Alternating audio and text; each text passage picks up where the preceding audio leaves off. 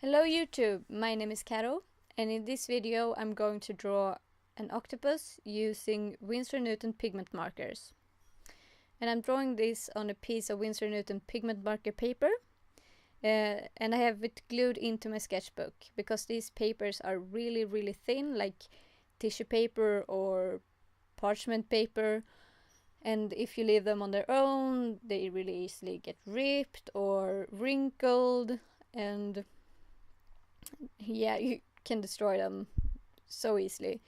So I only use them for practice, and then I like to glue them into something or onto something, so they don't get destroyed in the process.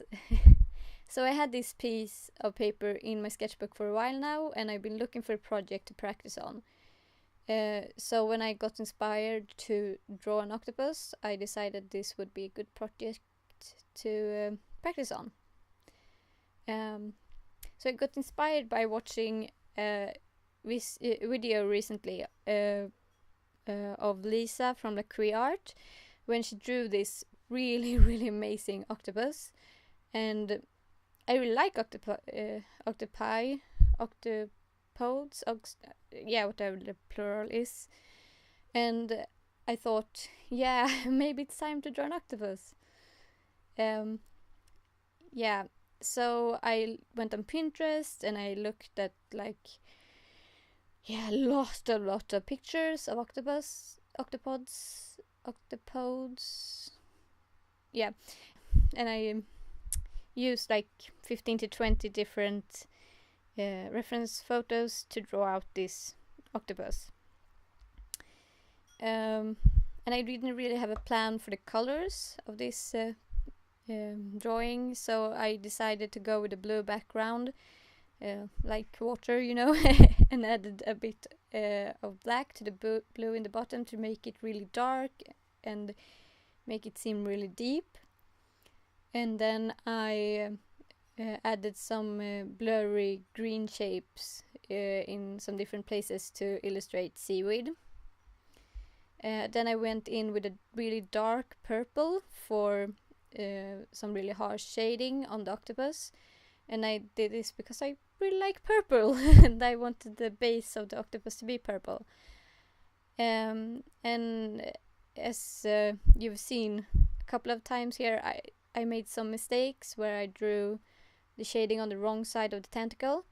And if that happens, you can just take a Q-tip and dip it in a little bit of water, just get it a little bit wet, and then you can rub away the color that was wrong very carefully. If you're using Winsor Newton Pigment Marker paper, you have to be really careful because, as I said, the paper is really fragile. But if you're using non-absorbent watercolor paper with a plasticky finish to it, you can just wipe away all the color and start with the white of the paper again. But I couldn't get it quite that... I couldn't lift it quite that well, so I just used the yellow over it later on, and it looked fine. It was a bit off in the color, but it's not really noticeable when I've finished. Yeah, so here I'm adding the mid-tone color, just the base of the colors for the octopus.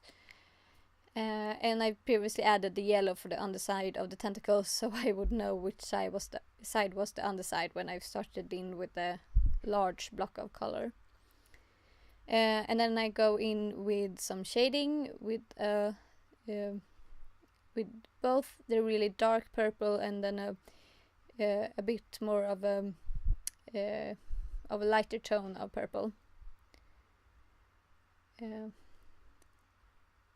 Yeah, so all the places I think there should be shading. I haven't really decided where the sun comes from extremely well, but I wanted this to look kind of painterly and a bit surreal, so I didn't really care all that much. I just wanted the shape of the octopus to look cool and like it was in movement and things like that.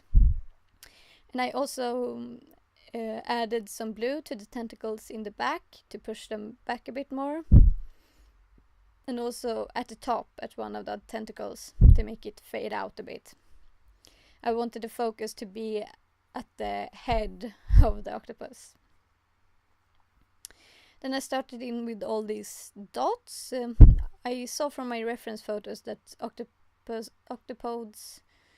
has these dots. I don't really know what to call them other than that. And I went with red because I wanted something that would stand out a bit, but I didn't want it to be too much of a contrast. So that's why I went with a dark red. And you can see I go in occasionally with a brush. It's actually two different makeup brushes from e.l.f, a contour brush and a small smudge brush. And I use them to smooth out the pigment, so you can't see any harsh pencil lines.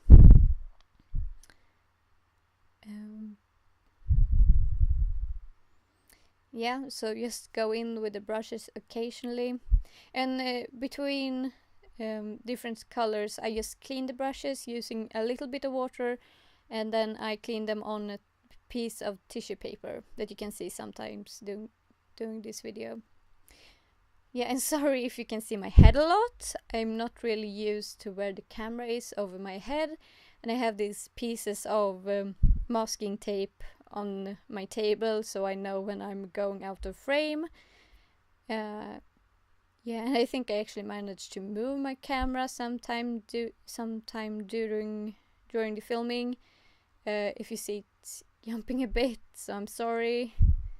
Yeah, all the filming didn't take place on the same day, so it can be a lot of inconsistencies in this. Sorry.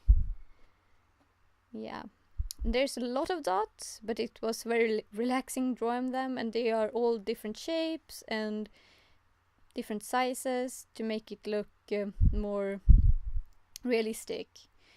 I didn't want it to be looking too realistic. I wanted a bit of a painterly feel to it all, but I didn't want it to be too cartoony either. So yeah, I think it turned out well. I'm happy with this.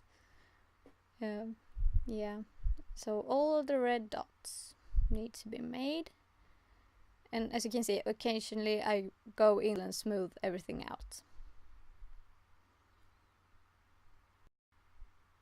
Yeah.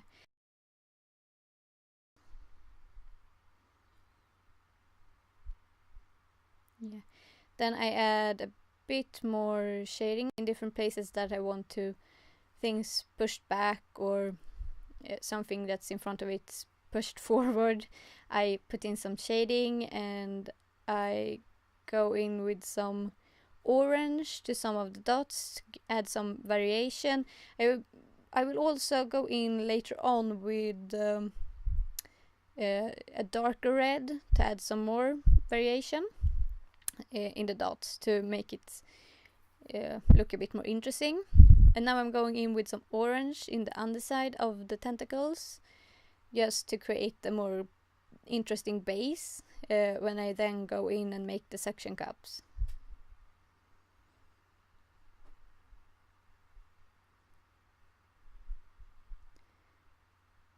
Yeah, a bit more of the shading.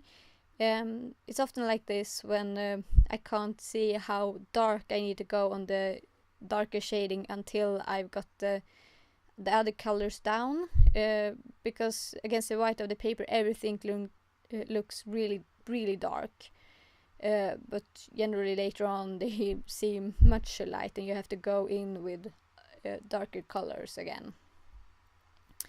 Now I'm doing the suction cups, and I just use a white blender pen and lift the pigment a bit. And between doing my little circles, I just clean off the nib of the pen on the piece of paper you can see at the side. Yeah, so all these little circles, and then I go and smooth them out with the brush occasionally. And then I'm gonna go in with a purple marker to make this grayish kind of color, and then line all the suction cups with a darker orange. Yeah, lots and lots of suction cups, and I try to go with the way the tentacles is bent.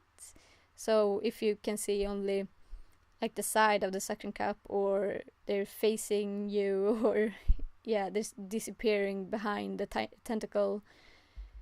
Yeah, you have to be aware of the shape, if they're kind of oval or more circular, or yeah.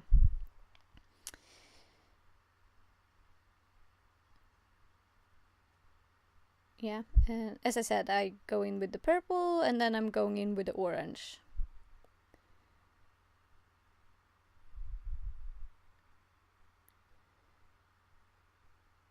Yeah. Now later on, I wished I would have left the tips of the tentacles lighter, so they would have popped more. But I was experimenting and learning, so I just figure next time I can think about that and learn from it.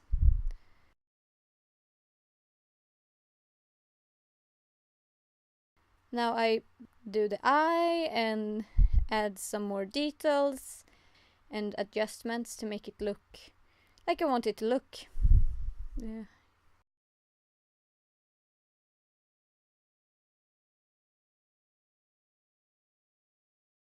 So I hope you liked this video. If you did, please give a thumbs up and subscribe, and I see you next time. Bye!